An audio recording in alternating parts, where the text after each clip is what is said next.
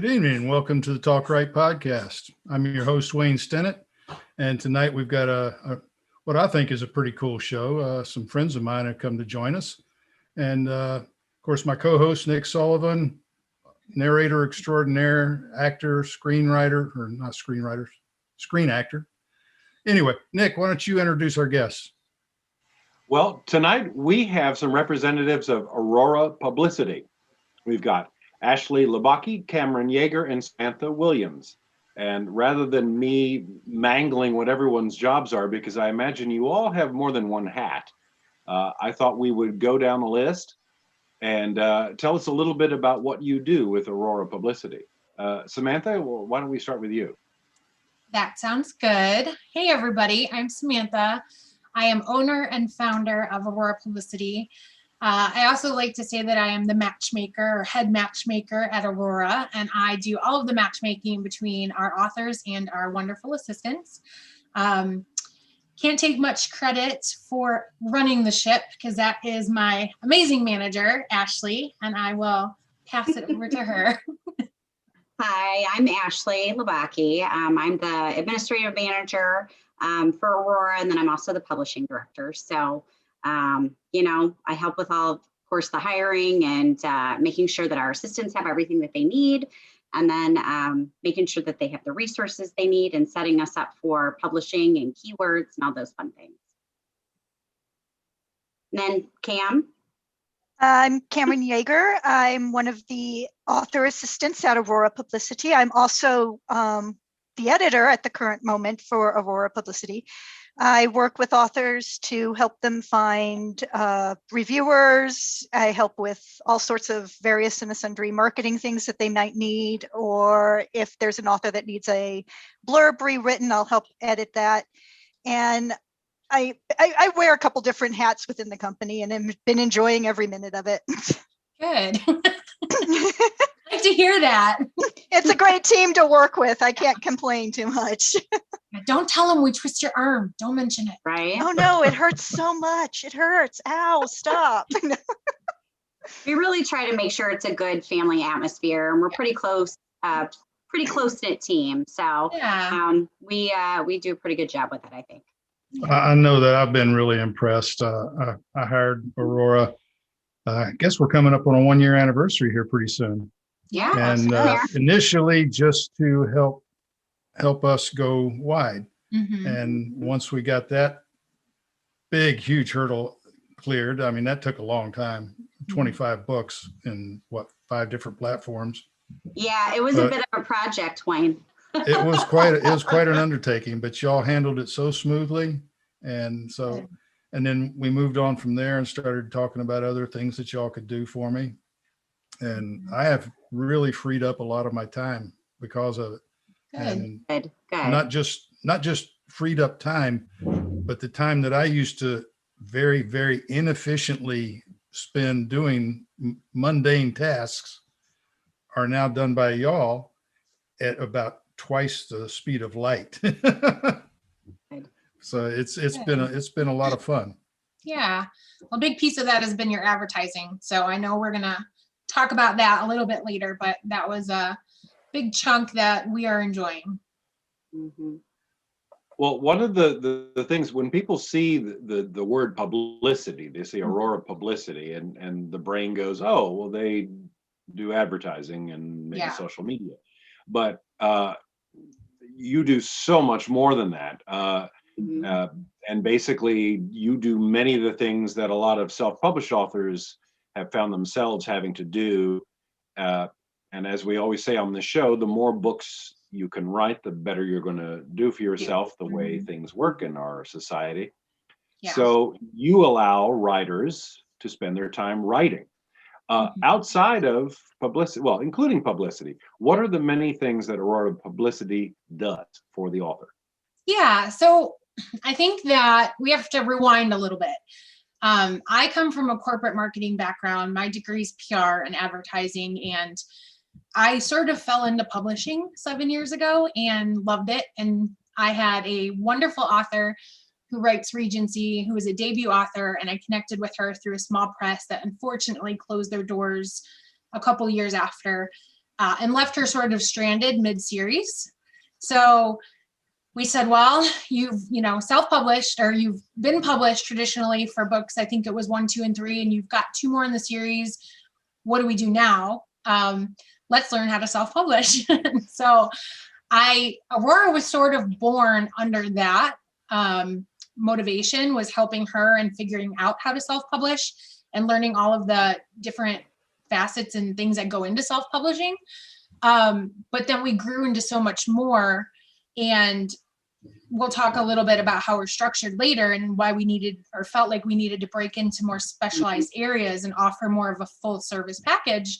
But I mean, it was necessary. And now we don't just work with self-published authors. We have many traditional authors who are really just looking for, I think, the strategy and the big picture, and putting it all together, because traditional publishers aren't able to offer a ton of marketing and guidance, and so they're still having to do a lot of the pieces that self-published authors have to do, and I guess that's where we come in. So I sort of couldn't do everything, although I wish I could. How cool would that be to have 2 of me or 3 of me? I think about it often, but for now it's just me. And I knew that in order to really help an author take their career to the next level, that there were just specializations that change like every day, like advertising, and keywords and categories is one that Ashley will touch on shortly, but it changes all the time. And if you're not competitive and you're not constantly aware and keeping your finger on the pulse of this industry, you're decades behind a week later. So we wanted to be full service and come at it with whatever an author needs and what their goal is and what their strategy is, no matter if they're self-published, traditionally published, or we have a ton of hybrid clients.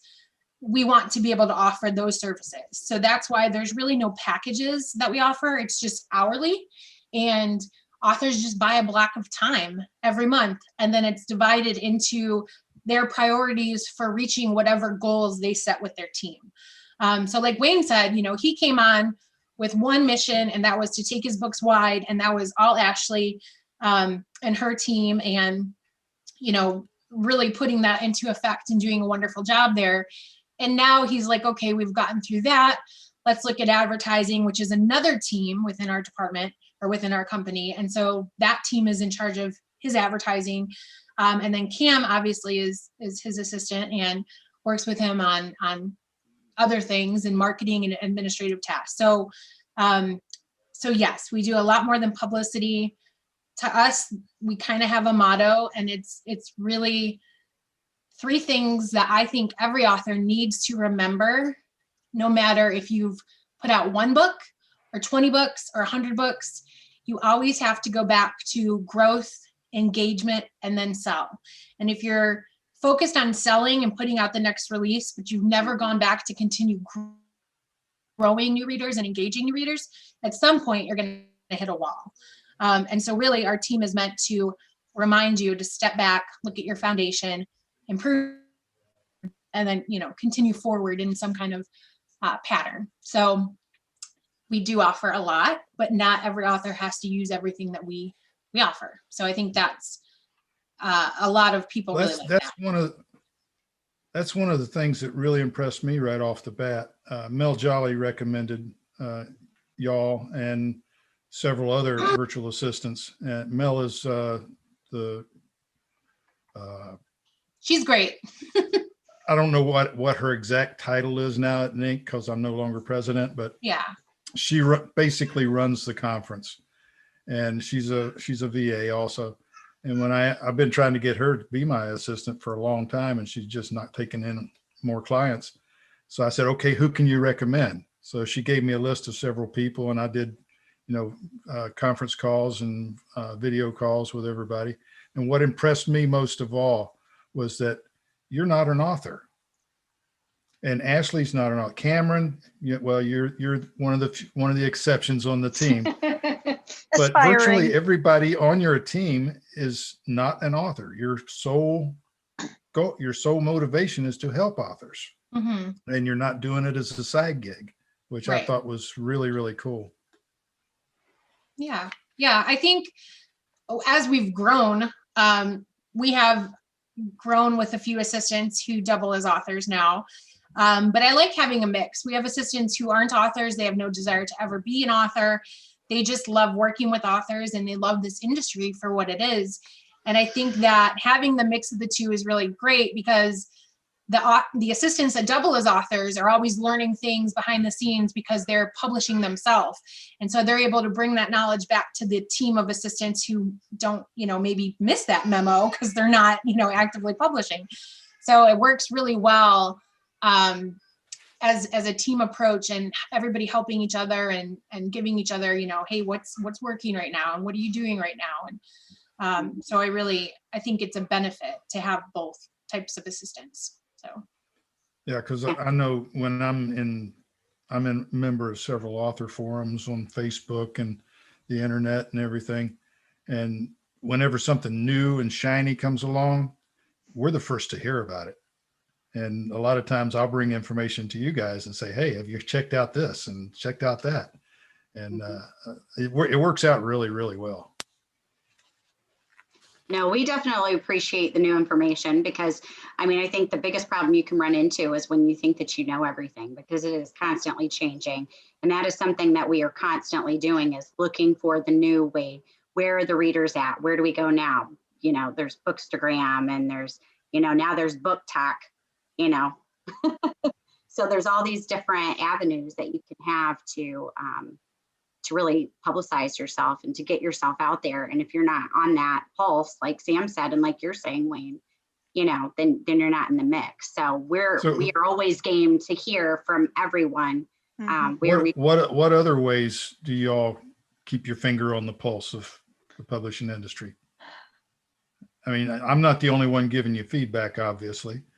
So I'm sure you're probably members with the author groups also and watching what's going on there.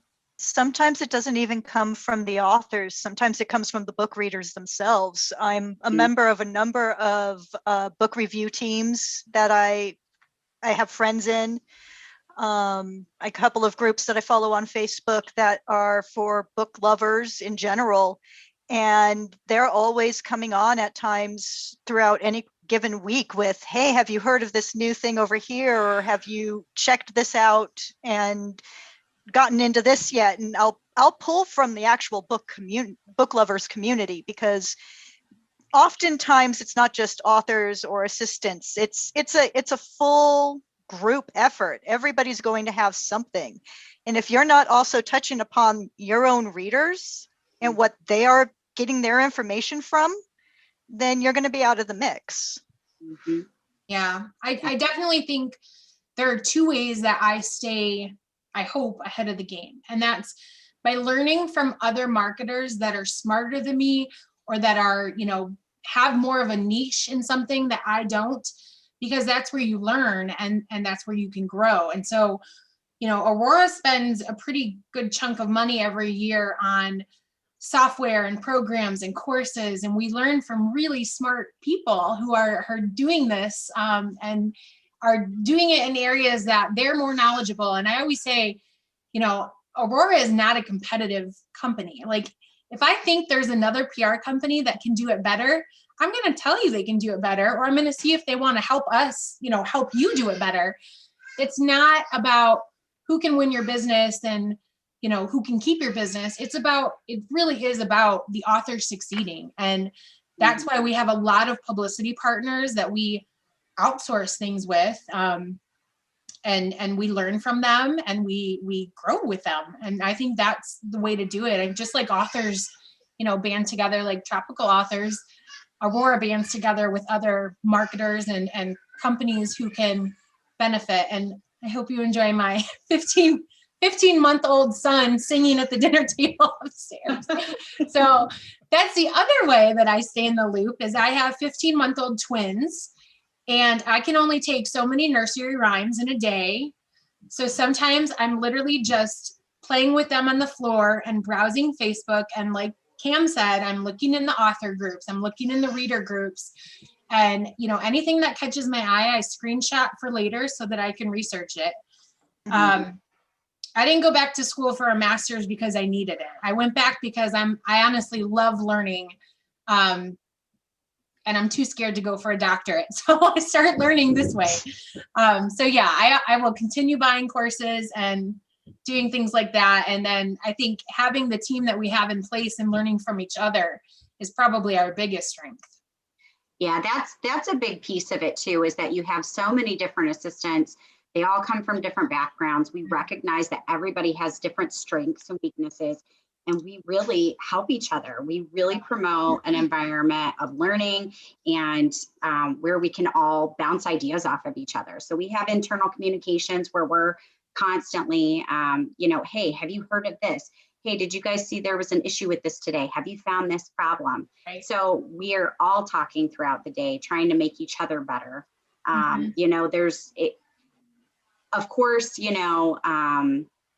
want the company to do well, but we want each other to do well too. And I think you'll find with a lot of assistants that do this on the side that aren't with a company, they have trouble finding those resources. So it's nice to have a place where we have multiple assistants that can share those ideas, and they're not worried about being blasted because maybe they're not as knowledgeable in that area, or someone not helping them because they don't want them to swipe one of their clients, right? Yeah, it's competitive. Yeah, and honestly, a lot of the assistants that we've gained over the years were doing it themselves full time as a single assistant, and they loved the idea of working with a team who was going to not only be a rock for them, but also that they could help back and give back. So the team approach definitely has a lot of strengths, and that pulls in assistants and authors because of it.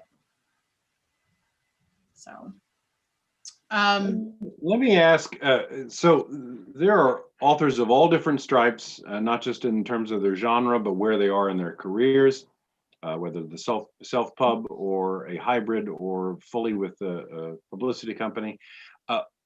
How would you say, when does somebody need an assistant? Because I would imagine there are some folks who maybe need to do a little more work before they come to you and put out the outlay. But what would you say would be something when someone has a moment of self-realization, oh my, I need help with this? I'm in over my head. I'm Yeah, I need drowning.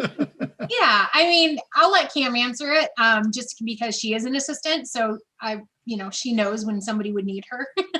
But Well, like yeah. Wayne, for instance, he came to us because he wanted more time to actually write. He wanted the time to devote his hours to nothing but writing. So I've been telling him, it's like, okay, well, I can help you with your social media stuff. If you're not feeling like you're comfortable behind the computer, engaging with your audience on a regular basis, I can get those posts up for you. I can write the script for you, send them to you for approval. I can schedule it on a daily basis for when they can go out. If something's not working, I can come back, look at you and say, oh, right, this particular topic doesn't seem to be jiving with your audience. Well, let's fix it. You want updates with your website, and Wayne can attest, I did a lot of updating of his website in the last few months that I was working with him. I'll update the website. I can update your blog on a regular basis. We'll work with you on finding book reviewers. If you've got a release that it hasn't met well with a reading audience, we'll help you find the reviews. Or if you're looking to just get your name out there, you want to be seen, we'll help you with the ads. We'll help you with a release day launch, or if you need to put your book on sale. Honestly, there's a lot of things we can do for you when you need it. It's just, what is it you're looking for? What is your goal? If your goal is to do nothing but write, you may want to consider an assistant. If your goal is, I want to get X number of books sold, well, you may need an assistant for that. So there's a lot that can go into it. It's what is it you want, and what is it you want to achieve in the end? Yeah, and honestly, I mean, I have a free consult that I do, and I've turned authors away because I didn't think they were ready for an assistant. And it's really about that, what your goals are and what your needs are. If you're a mid-list author it could go either way. You know, you probably want more time to write, to build this into a career, but you might not be able to afford an assistant at that point. So you need to really think about what can you handle versus what you can outsource. What do you know? What do you enjoy doing? What's kind of a nightmare for you or time consuming? And so there are questions that we can talk about on the consult and figure out if you're ready. If you're a debut author, we work with many debut authors, but it's not, I guess it's a little atypical. So we work with debut authors because we want to help them with their branding and, you know, setting the foundation so that you don't have to come back and revisit that after you have 8 books out because you forgot or you didn't know how to build a great foundation. So we work with them, but then, you know, we might stop for a while and let them produce and get some books out so that we can do more with them, and that they actually see an investment of their money, you know, in a positive return on investment. The bigger authors who have a ton of books out, who are making money, you know, selling books and that's their career, they want the time. They don't care about the budget necessarily. They want the time to write, and they don't want to be burdened with all of the, you know, marketing and administrative things. So you have to ask yourself a few things. Number 1, can you afford an assistant? Number 2, are you overwhelmed with marketing and administrative tasks? Or, you know, number 3, do you know how to lay a strong foundation, or can you learn it? Because you can learn everything. If you go out there and you put forth the initiative, you can find the resources to help you until you really do need an assistant. But that's time consuming, and you could stumble a bit and back up and go forward. So there are different things, you know, why we might be a good idea for you at different times in your career. But that's really what a conversation with me, you know, is intended to find out, because I'm not a type of person to just take your money. If I don't think I can help you, or I don't think you're ready, then I'll tell you. And that was a consult I had last week. She had 1 book coming out and she said, I just want to pay X amount and have a great release. And I said, we're not the right company for you. We are all about relationships and about growing that relationship over, you know, hopefully many years. And then she's writing a trilogy next year. I said, come back and see us when the trilogy is done, and then we can do everything.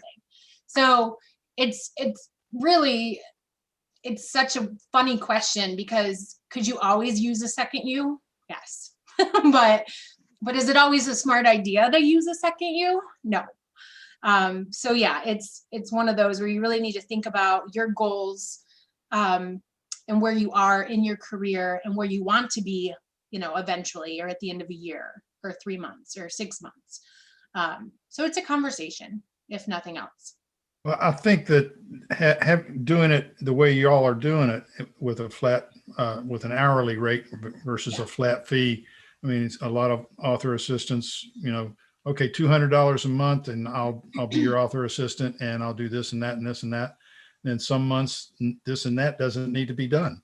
Mm-hmm. And so doing it hourly the way y'all do, to me, it's just the best of everything. Because I mean, we burned through a lot of hours getting all those books wide, but since then, the hours have dropped down to just a trickle.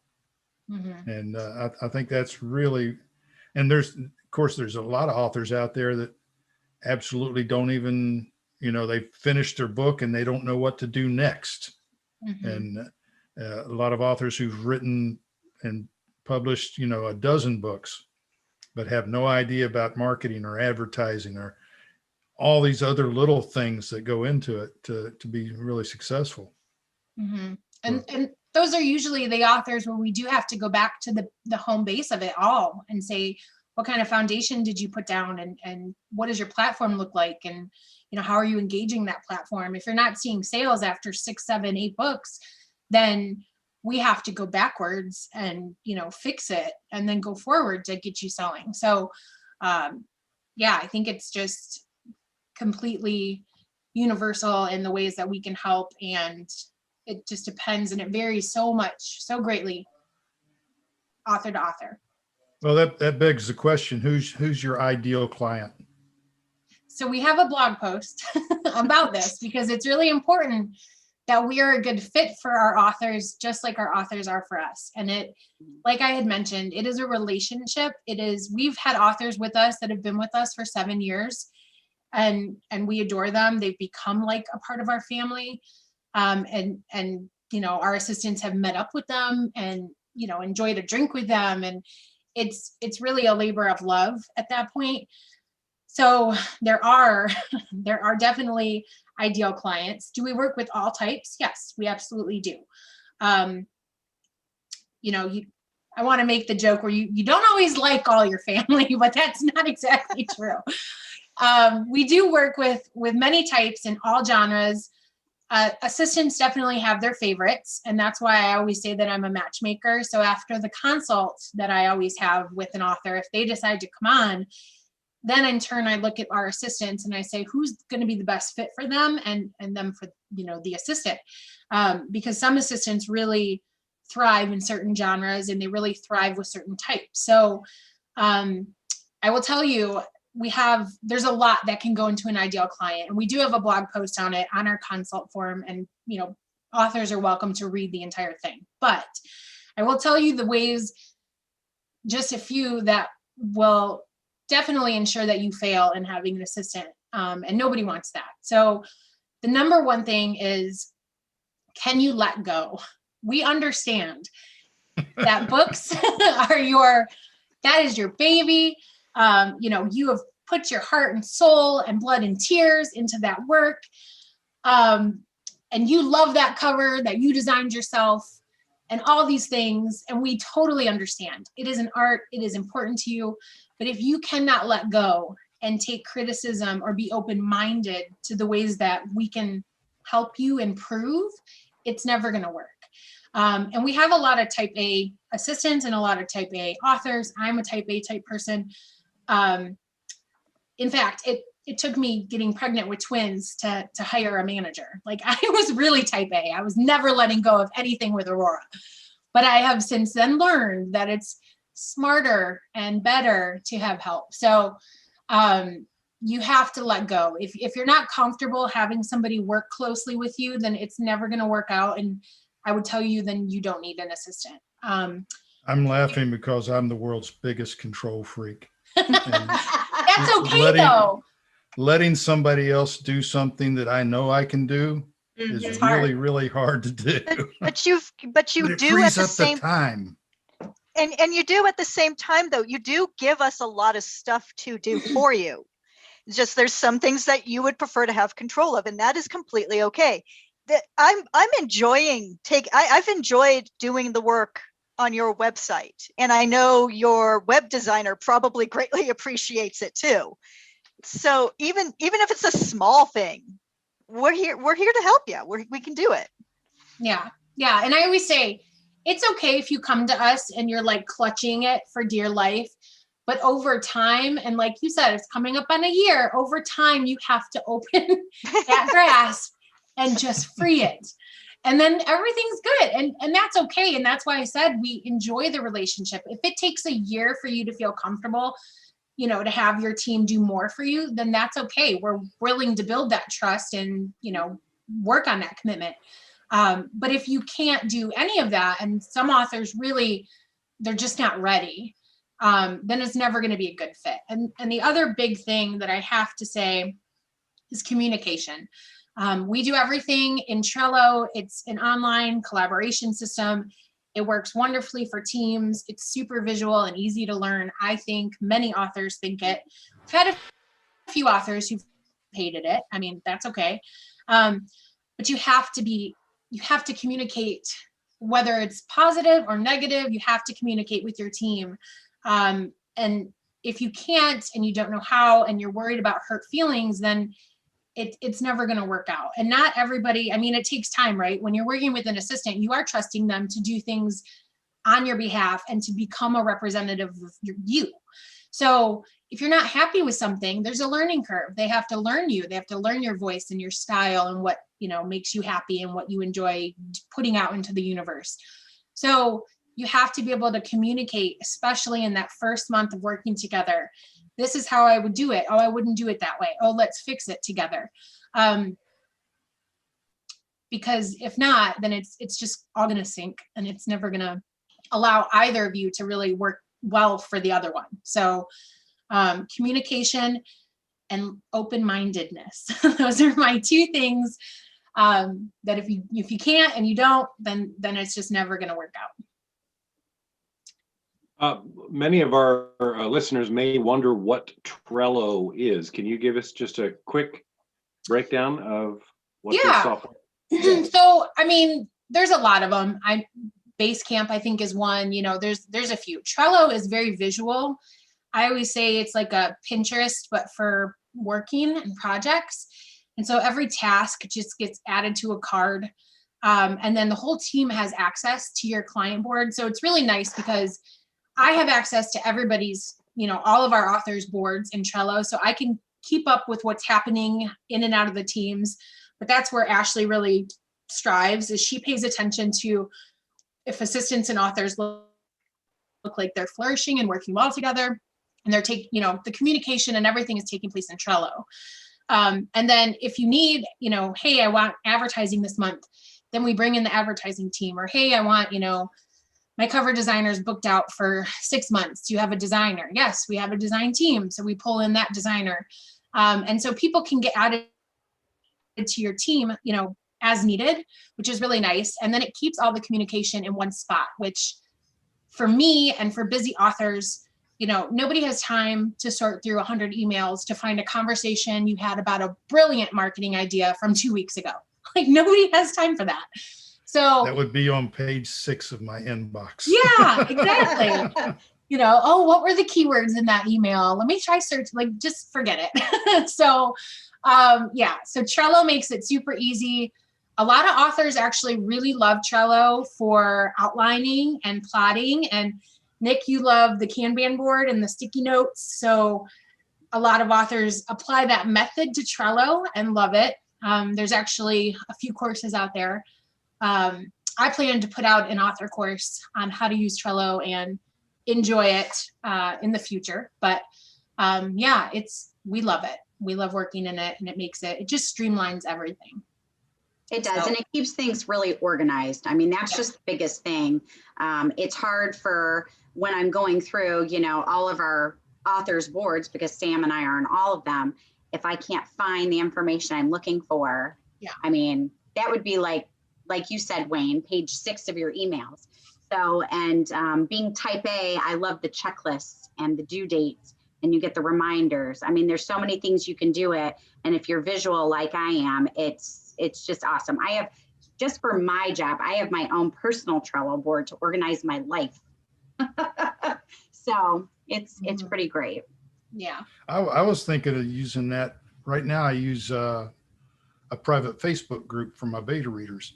And it works great, except for the fact that some of them are so prolific at leaving notes that a lot of notes get overlooked. And one beta reader will post a comment exactly like somebody else has already posted. But if I set it up on Trello, then I could set up a card for chapter 1, a card for chapter 2, a card for chapter 3. And then they can just jump on there and see that somebody else already mentioned that. So they can skip on to the next one. Yeah, it would make things so much easier. And like I said, like Ashley said, it's meant to organize projects and ideas and communication. And there's a free phone app. So it's wonderful. I didn't know there was a phone app. What? Oh no, Nick, that will make your life so much better. I hate getting all those email notifications. Turn them off and set the phone app, and you'll get the push note. I've learned something. There's a free phone app. It's great. Nick loves his phone apps. Yeah. It's really nice. And I even have a board for personal things, and I'll put due dates in there, and your phone will get a notification like 24 hours before the due date. It really is wonderful. Well, Nick, do you have Alexa turned off? Oh, no. Alexa, play rock and roll. Oh, thank goodness. Alexa, stop. Alexa, mine's on. Mine was about to play. Oh, she started. Oh, Turn off. I like the- absolutely love this technology. I can't get a handle on it, but things like that where all I have to do is say something, it's It's just great, isn't it? incredible. yes. I grew up on radio and black and white TV. You know, we had a 19-inch set in the living room. That was our only TV. Mhm. And now I've got a TV in my pocket. Yep. It's incredible how far we've come. But It's y'all great. are a lot like one of the things that really, one of the reasons I really click with you guys is that you are schedule fanatics. And I have, my schedule extends all the way into 2022. My writing schedule, my publishing schedule, everything.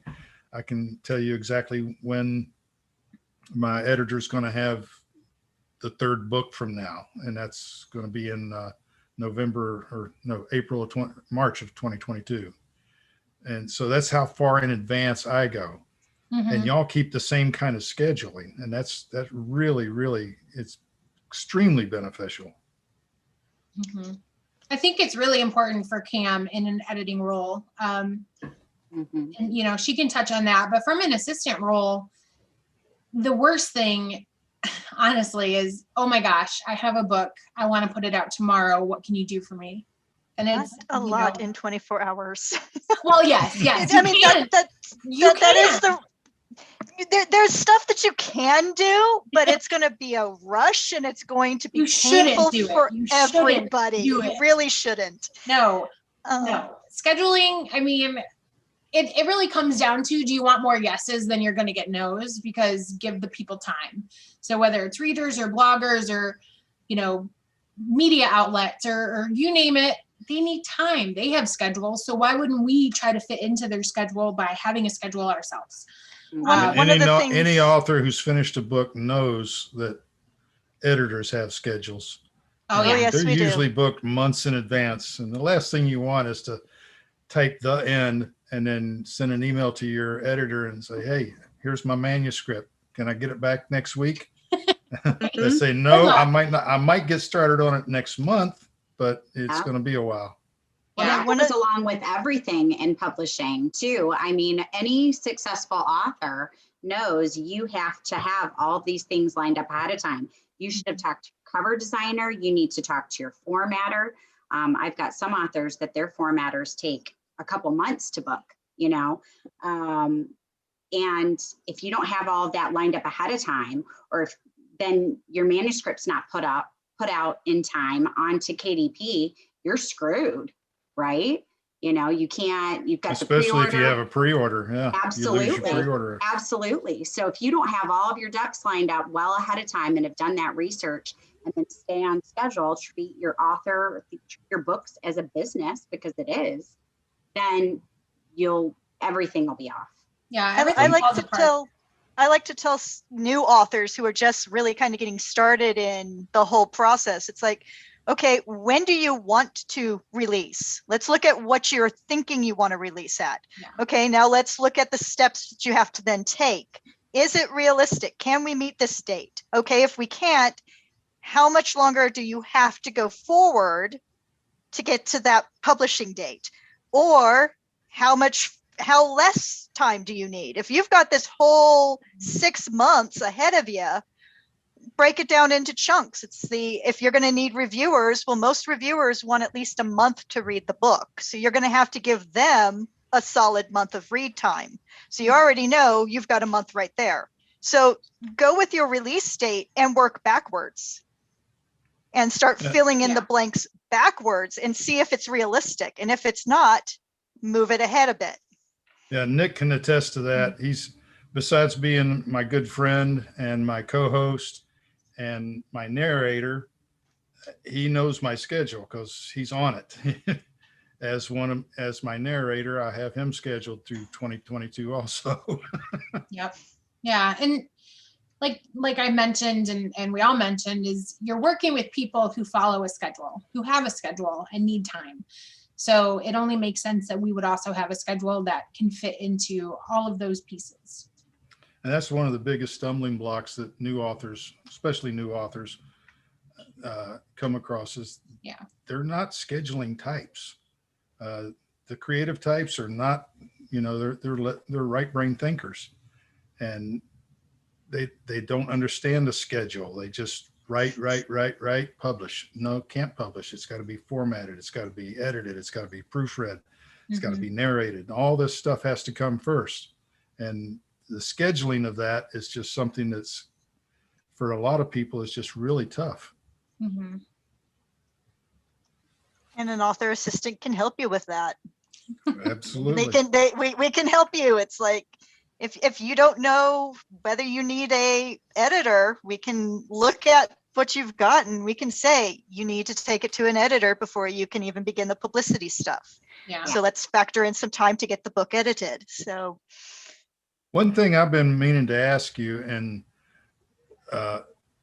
so far I only have contact with, the three of you plus Mel and Brian. So that's 5.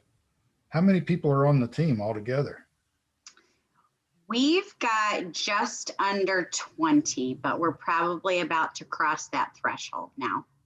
Yes, we So are we have- constantly hiring assistants. As we continue to grow, we don't want to overload anybody. And some of us wear many hats, but we really try to, the specialized areas, we really try to just leave them in the specialized areas, because that's such an important job in itself that they really need to just stay there and learn and grow within there.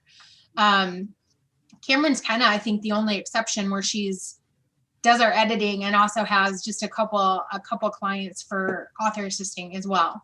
That's because she came to us as an author assistant, and we didn't learn that she was a fantastic editor until after the fact. So I came to them with have you ever thought of helping our authors out by offering editing services? Because, hey, I do that. And we said, yes, of Yeah, course. fantastic. So, so in terms of the specialized departments, we obviously have Cam, who does, the editing, proofreading, things like that. Ashley's the pub team. Her and Jen, they do amazing job on keywords and categories for authors and anything publishing related, or just organizing, reaching out to our formatter, who's another one that's outside of Aurora, but he does such a fantastic job with such a short turnaround that we would never bring that in-house. So she does all of that. Then we have an advertising department, which I am a part of that department as well. And then we have, which is Brian and I. And then we have a creative department with our head designer and then 2 other designers / illustrators. And then we have all of our wonderful author assistants, and we continue to look for amazing author assistants daily, just because, like I said, we don't want anybody to get too bogged down. And so we continue to grow in that way. But yeah, we have pretty big team. And it's funny because when I got into this role into publishing, it was just going to be me. I never envisioned Aurora. I never thought about it. I just said, I'm going to be an author assistant and that's going to be my job and I'm going to love it. And then that one author, my first author that we learned to self-publish her Regencies, told all her friends, love her, but she told all her friends. And then I just couldn't take anymore. And I felt like there was a need to really just give that experience and expertise to other authors. And I just figured, you know what, I'm just going to have a team. We're going to help each other and we're going to go forward and help authors. And that's what we've been doing for 7 years, which is crazy to think about. I've got a question from our YouTube audience. Yeah. Eric Stone, good friend of mine, and he's actually the singer-songwriter who recorded Rusty Anchor Bar and Grill, which was the intro music. Oh, wonderful. Oh, that's cool. He has now branched into novel writing, and his second book is coming out soon. Mhm. And he asked, do y'all help with launch of new books? Yes. I mean, we'll all say yes, but again, that goes back to would you necessarily be ready for the team? I guess my question to him would be, well, how quickly is book number 3 coming out? How quickly is book number 4 coming out? If he's one of the writers that puts out a book a year and we're going to have this long stretch of time before the next release, then I'd say we can help you. You know, I would save your money. We can help do a launch. That's where you just work with an assistant and maybe some of the advertising options. But let's look at your platform, because you're kind of in that stage where you really want to make sure that your platform is sturdy, so that you can build it up, you know, in between every launch. But we release, I mean, it feels like we have a new release every day. Honestly, one of our assistants has a new release probably weekly. So is it a part of what we do? Yes, absolutely. But it's not all that we are. Well, there you go, Eric. Send Samantha an email and she'll schedule We'll talk about it. a video chat, and y'all can talk about it. But his first book has done phenomenally well. He's of course he's got a big audience. He's Yeah, one that's good. of America's biggest trop rock stars. I think 12 or 13, 18 albums, CDs, whatever. Wow. And so since he wrote his first book, everybody wanted to buy it, and it's doing really, really well. Yeah, then he's probably in a different position than somebody who's not known yet. And so, yes, there would be a different launch plan and a different strategy that actually probably would heavily include ads. Because typically, if you have 2 books out and you're not that well known, I wouldn't say really waste your money on advertising. Facebook, maybe, to just, you know, get out there to your existing readers and your fan base. But Amazon would be really hard to move if your first book is maybe down in the Amazon abyss a little bit, and then you're trying to get out of there for book 2. Well, actually, since you brought up the ads, I know that you do AMS ads and Facebook ads. What can you tell us about BookBub ads, and do you bother with them? So we do BookBub ads, but I don't really push them because I don't know that they're as effective in a long-term strategy. Do I think they're useful if you have a new release or you have a discounted book? Yes, because a lot of their readers are freebie seekers, discounted, readers who are looking for the sale. If you're super well known and people just one-click your book, then you might get away with having an ad for a new release that's $4.99 or something like that. But most people are gonna buy up all the cheaper books and totally ignore your ad. I think there are uses for it. Have you built up your BookBub followers? It's another way to reach your fan base and retarget. But I think that, and BookBub has done some things recently and continues to do things recently where they are changing some things. So I can't necessarily speak to any of those changes yet on how effective they are. But I definitely think that every advertising platform has a purpose, and it's different than all, the other ones. So Amazon has a purpose and should have a strategy that's completely different from Facebook ads, that's completely different from BookBub ads. And they can all, be used together, but at different times and in different ways, if that makes sense. Here's a question for you, Nick, from Naughty Grin, spelled Nautigrin. Wants to know if you're going to do any more of Michael Reisig's books. He or she, I don't know which, was seriously laughing and crying listening to the first one. He has such crazy characters. Yeah, he and I have talked about it. It's possible. I've been suggesting to him that I narrate his more recent ones instead of trying to play catch up, so that he could have something with his new release. But I don't want to take Aurora's time with that. The answer is maybe. We're working on it. Should always think about what readers want, right? Exactly. Any other questions popping out? Goodreads. Do you do anything with that? It seems to me when I started out, there was a lot of talk about it, and I don't remember the last time I've actually logged in.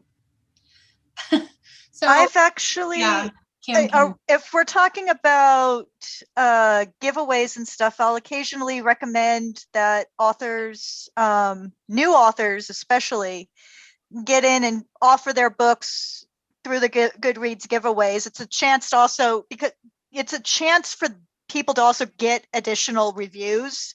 And for a new author, that's a great venue for that. Listing the books on the site are always things that I highly recommend doing. And I've actually just recently finished up redoing new covers on one author's Goodreads page so that it's up to date and reflecting the new stuff. So a lot of talk still happens on the platform. It hasn't gone away. I find it still very effective. Reviews still get listed on a daily basis. It's just one more platform to put you on that we can help you set up and maintain. It's so how we use advertising, how we use Goodreads is for advertising, because you can make lists on Goodreads. So, top 100 books to read if you like, I don't know, Grisham thrillers. And so you can add your books to lists, which is a great way for extra exposure. But in terms of advertising, when we're looking for keywords or comp authors, we go to those lists and we look at what our readers really excited about, that's similar to our authors, whoever we're working on for their ad campaign. And so we use lists a lot from Goodreads. I will say that their readers are harsh. A lot of them can give 1-star reviews without the book ever being out. So I don't know why they're so mean on that platform, but they are. So you have to, really tread lightly. But this kind of ties back into how we're constantly learning. You've probably heard of her, Alessandra Torre. She's a huge author and a wonderful resource for authors. And she does a lot of webinars and teaching for authors. She has a free Goodreads webinar on how to sell books. So definitely check her out. We've watched that. We've taken notes from that. So again, we're constantly looking for those resources and utilizing spaces that, maybe aren't as popular, but maybe could be or should be. And if nothing else, it's such a big reader site that there are things you should do on there. Whether you should spend all your time on there and energy and effort, no. But yeah, her webinar was really great. So I would check that out as a resource. Yeah, Alessandra, she gave a presentation at NINC last year. Mm-hmm. Yeah, she's great. Really good. She's the new CEO of Binge Books. Oh, nice. And nice. Just because I brought up Binge Books, I will be on a live book club meeting on March 30th on Binge Books. Wonderful. Oh, cool. So if anybody watching if you're readers, big readers, read a lot, check out bingebooks.com. It's a great source to find some really cool books. Mm-hmm. Yeah, definitely. The other thing about Goodreads, and I'll let Ashley talk about this because I mentioned the comp authors, and for newer authors, that's all that means is really finding similar authors that you can advertise to their readers. And, and why that's important to do your comp research is not only for advertising, but to learn from them, see what they're doing well on social media. Your assistant should be researching comp authors because, usually they're doing what their readers enjoy. So, but for Ashley and for publishing, it's the keywords and categories, and she does a lot with comp authors. And I think that's a really important piece that gets overlooked. So I'd like her just to spend a few minutes, talking about comp authors and why keywords and categories are so important when you're publishing. Yeah, they really are. When you're targeting for ads, you're targeting for readers. When you're publishing, you're obviously looking for the categories that you're in. You have these basic BISACs that Barnes and Noble and Kobo and all of the other sites use. But Amazon is amazing, as most people know, and they have, some 11, 12,000 categories that they're constantly expanding on. And if you use those basic BISACs to put your book into, you have so many competitors. You're going up against so many different people that you have no chance of being visible. So part of what we do is finding those really specific categories by lots of different things. We take your blurb and description. We want to find out the different plot lines that you have going on through your book, maybe even just some of the smaller subplots, different character traits. Where's the book taking place? I mean, Jen and I ask a million questions, and anybody that's had us do the keywords and cats, we go through so many things and they're like, why are you asking this? And it's because we can really hone in on some of these keywords and cats that maybe it only takes 10 books to hit #1 to get that bestseller flag. And once you get that flag, it automatically makes readers excited to maybe try out your book, right? And what doing that does is you get indexed more and more. So you get, and I'll tell some of the authors this because I'm really surprised how many authors don't realize you can have 10 paperbacks and 10 ebook categories that you can use on Amazon. Even though when you go publish, they only allow you to pick those 2 basic BISACs in the very beginning, you can either call them or email them. Although I like to call them because you make sure Ashley's she's a phone girl. I am a phone girl. She Okay. is. I can't help it. And I do usually talk, even though I've been pretty quiet today. I was told today that I needed to, We only have an hour. We don't have 5 hours. It's the truth. It's the truth. But you call because you want to make sure that they put you in the right categories. You have someone sitting there that's looking at the categories that you gave them. And if they are having trouble finding it, they can sometimes just put you in whatever they think it is. Well, it may not be anything that's related to you.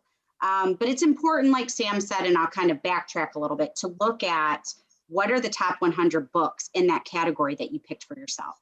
Well, if you're a paranormal thriller author, and this is a book about werewolves and, versus vampires, and so you decide you're going to categorize yourself in paranormal thriller. Well, you go to the top 100 books, you may find out that it's werewolf erotica.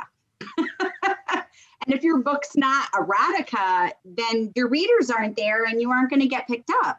So we have to explain that to authors sometimes when we're making our recommendations. You really didn't fit. We want to find a place where you fit, where there's a lot of money being generated a month. We pull a ton of data for this. And there's less competitors. It's a balance, right? And then with keywords, it's not really keywords, it's more keyword phrases. There's a lot of talk about whether you want to fill up all those 50 characters within those 7 keyword, within that box, or whether it's better to just do one word or phrase.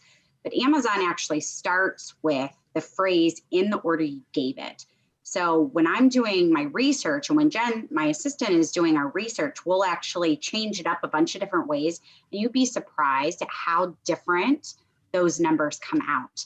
You might have less than 100 people look for alpha male, and people, maybe there's 3,000 searches a day for male alpha. It'd probably be more the other way around, by the way, but just for an example, right? So there's a lot of research. You can really get down the rabbit hole with that.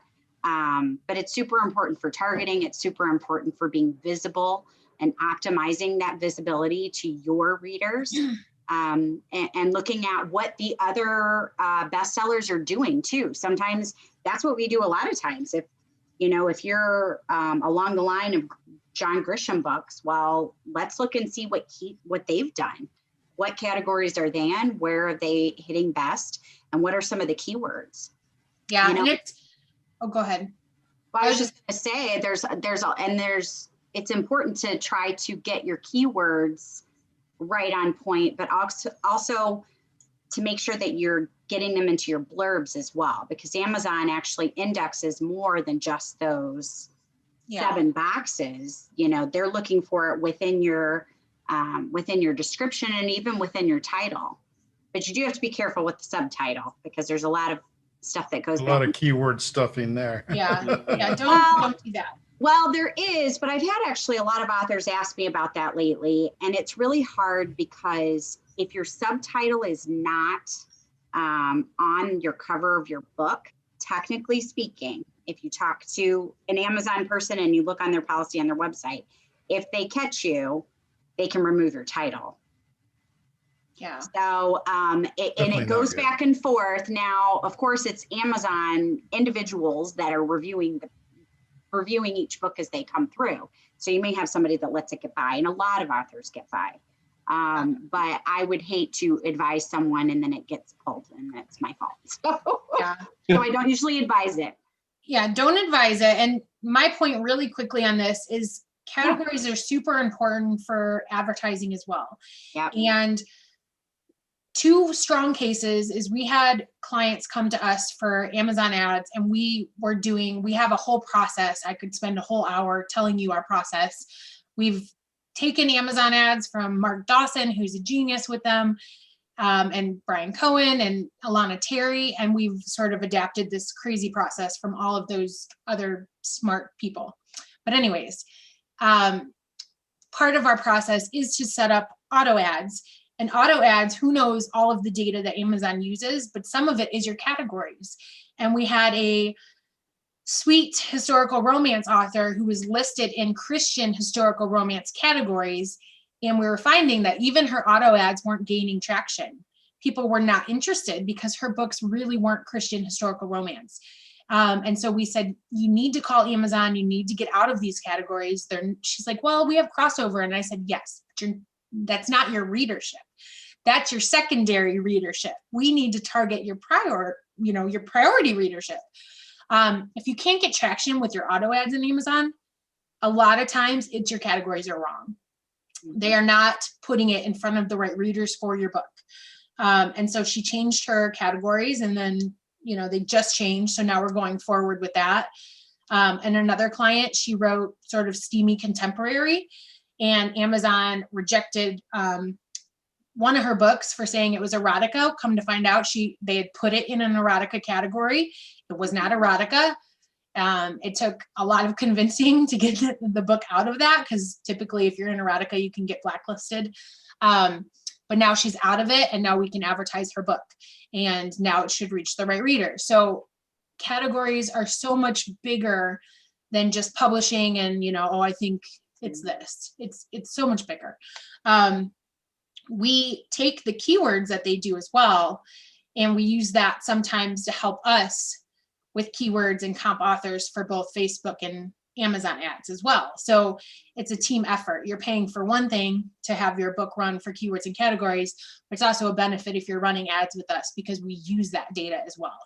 It also makes for really good marketing through teasers and release day images, where if you're plugging those keywords in on your graphics when you're releasing a book, readers are going to be attracted to it, and they're going to come and they're going to look at your stuff. Yeah, it has a lot of benefits. One tool I did want to tell everybody about, when you're looking on Amazon, you can only see the couple categories.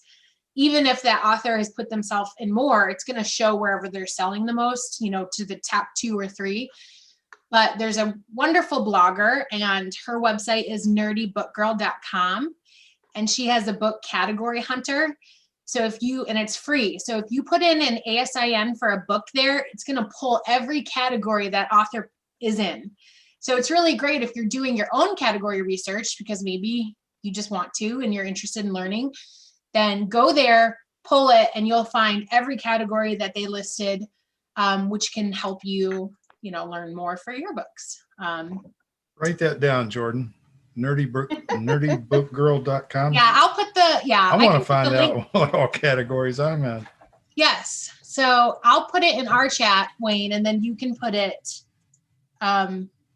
wherever it needs to be for others to see it. Cool. Well, you got anything else, Nick?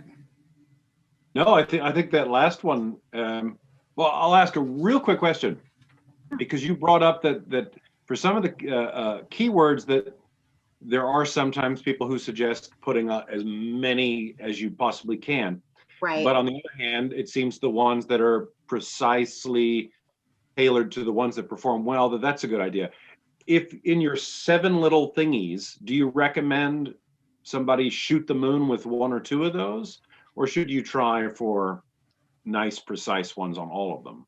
So I I do usually recommend probably at least 5 of them with those specific phrases, because Amazon's actually going to change them all around in multiple different ways. And actually, if you start doing well, they'll even keep going and index you more and more and more. So really you end up with way more than 7 categories or keywords. But I would only reserve maybe 2 or 3 for adding a bunch of those extra words in, but I would even do just small phrases in there. So like your first 5 would be like the specific phrases. And honestly, most of the phrases that we end up recommending are like 4 or 5 words. So there's still a good couple words and take up a lot of characters. But then for the rest of them, you can take some of the others that we recommend or that you find, you know, in your research and kind of add them in there together to stack up to get more characters. Because what actually can happen, it can be to your detriment, is if you put a lot of random words in there that you feel you really fit into, if you don't index well, Amazon stops showing you. So if it's super competitive or nobody's really plugging those keywords in, which they may or may not be in those orders, they'll start taking you down. So you really want to have a couple solid, like your top number generating and, you know, more searches and less competitive. And then for the others, you could plug in a bunch of words. I kind of like a mixture of both. I like listening to Mark Dawson and Dave Chesson both. They both have varying views on these things. Again, Sam says it. We do a lot of classes. I just did another class like 3 days ago, you know, and I like going off data. So my background, super quick, is nursing actually. I'm not publishing or a writer, but I love books and I love reading. And so I took my administrative background, which was in management administration in the ER and the ICU, and brought it to Aurora. And so I like objective data, which is why I'm really good with this part of it. And I'm super type A. So I like pulling the data. I know where to find it. I listen to other people and I'm constantly researching. And that's how I make my recommendations to you. Right. Yeah. So just so everybody knows, Ashley is actually my sister-in-law, and she came on, it's been about 1.5 years now. 2 years? Almost 3 years. We came on before. Oh yeah. I forget my twins are 15 months old. Oh my gosh, where's time going? So she came on when I was super pregnant with twins, and I knew that I needed somebody finally to run this ship. And she just never left. You know, I kick her out, but she comes back. So now I can't live without her. Whatever. Don't let her fool you. No, she did try to leave once, and I was like, you're not going anywhere. You're staying here. You're staying right here, right here. So no, it's been a lot of fun to work with her. And, you know, funny enough, our creative director who runs our creative team, she's like a sister to me. She was my friend in high school, feels like decades ago, and we stayed close, and that's what she did, and brought her into Aurora 7 years ago. And so when I say we're a family, we really are a family. And I think that's a strength. We work really well together as a team, and we have that kind of fun, laid back approach, which I think many people like. So totally going off on a different direction, but Wayne, you had a question earlier that somebody had asked you, and I don't think I addressed it during the call, and it was about Facebook ads. Do you have that, or? I don't have it in front of me. Okay, so it was a question about Melissa Storm doing. Yeah, it was about Aurora Publicity's relationship with Melissa Storm. So, like I said, I'm not a competitive person. Melissa Storm also lives in Michigan, where I live. That was completely just coincidental. And technically, Melissa Storm is a direct competitor. She owns a bunch of things, one of which is Novel Publicity. It's similar to Aurora. I think their focuses are a little different. And then she has LitRing, which is a huge reader, like promo list building group. I actually send a ton of authors and a ton of our clients over there for list building. So that's kind of where we connected. And like I said, I'm totally about learning from other people. Melissa is a fantastic person, but also a New York Times bestselling author. She hits the list with like every release. And a huge part of her success is her advertising, just knowledge. She's just such a Facebook advertising expert. So I had been doing all of our Facebook ads, and I just reached a point when I was pregnant and I said, I can't do this. So I reached out to her and said, would you be open to running Aurora's authors Facebook ads? And she did for about 1.5 years. And then I'm no longer pregnant, thank gosh. And I took the ship back over, I think it was last September. But I made it no secret. She's running them. She's great. I thought that was a huge asset because she was running them cheaper for Aurora as like a special package through Aurora. So we were so lucky to have her and to have all of that knowledge. And I've taken her course and I learned from the best. And so I do all my Facebook ads, I guess with her teaching in mind. And so even still, I hire her for consulting, which comes out of Aurora's pocket and not the author's pocket. And if I have any campaigns that I'm just stuck on, or I just need a little guidance, I always pull her in. And she's still a great teacher because, like I said, she's running so many ads for herself. And she stays on top of it. So if I have any problems or any issues, I just say, hey, Melissa, let's hop on a call. Help me fix this. Help me fix this campaign. And she does. So we love working with her, consulting now. And then for Amazon ads, we also use Alana Terry, who's a wonderful teacher and author, who has a course on Amazon ads, which really breaks it down into just a basic understanding. So if you're ever interested in doing Amazon ads yourself, she's a wonderful teacher. I would look into her course. And so she comes on and consults with us once a month for any campaigns that kind of get stuck or we're looking to scale. So yeah, like I said, we are constantly learning from other experts and applying that to our authors. So I think it's a really great benefit. Well, we could probably talk for another hour, but we're 12 minutes into overtime already. So unless Nick has anything else, we're going to... No, I'm good. All right. Well, I really appreciate the three of y'all coming on. It's been a real eye-opening experience for me as well as for our viewers, I'm sure. Yeah. And it's been a lot of fun. Okay. And I'd like to thank our sponsors, tropicalauthors.com, run by Nick Sullivan. And if you're looking for a good beach read, that's where you want to go. Cinematic Book Trailers produces all of my book trailers. And if you in the market for a good book trailer, there's where you go. Of course, Pirate Radio. I'm part of the Pirate Crew. I've been since we launched. What's it been? 3-4 years ago. I'm a stockholder in the company, and it's a great. You can stream it on your phone, in your car, pair it with your Bluetooth device and run down the road, whatever you want to do. But it's music for the cruising lifestyle. And of course, my publisher, Down Island Press. Where would I be without them? I guess that's about everything.